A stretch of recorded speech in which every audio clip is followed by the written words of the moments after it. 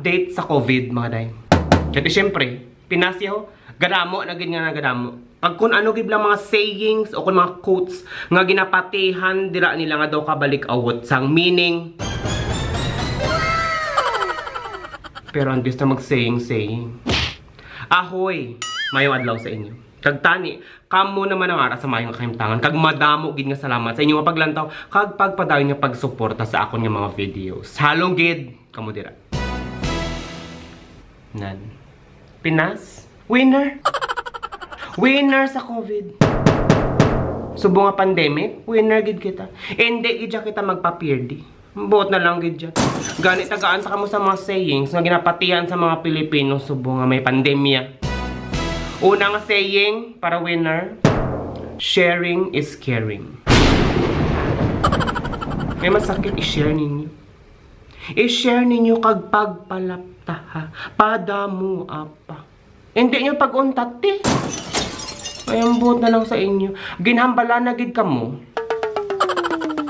Nga kon nagaubo, nagahilanat, pagpahimo yung kamo. Obserbaran ang kaugalingon. Hindi kay magyaga-yaga pa kamo. Nagmall pa kamo. Nagpasundayag kag nagpinadayaw pa. Oh, no. Ikaduha nga saying para winner. Filipinos are very competitive. Teho, subong nga pandemic, hindi niya padamo-damo. Pajutay-jutay, ano ginapalak ninyo? Gusto nyo gin magdaog? Kung gusto nyo magdaog, pahimuyong kamo, ipa-zero nyo na. Amo na iya, hindi niya padamo-damo. Hindi kayo nakita nyo na itong ang piyak nga pungsod, nag-increase plus 1,000.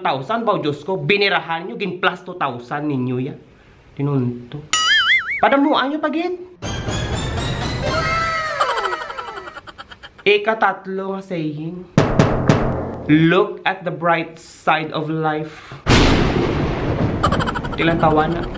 Pating sa health da, naghambal, nga na-flatten na nila ang curve sang COVID. Proud ka mo? Na-flat sa diin?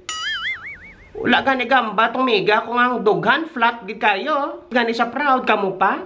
Tinanto ng inyo. Ngayon buot na lang gid. Dapat tanan mag-kooperar.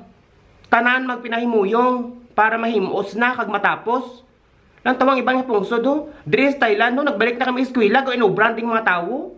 Kalmado na, siyempre may kwarta na. Tika mo dayan no. Nga.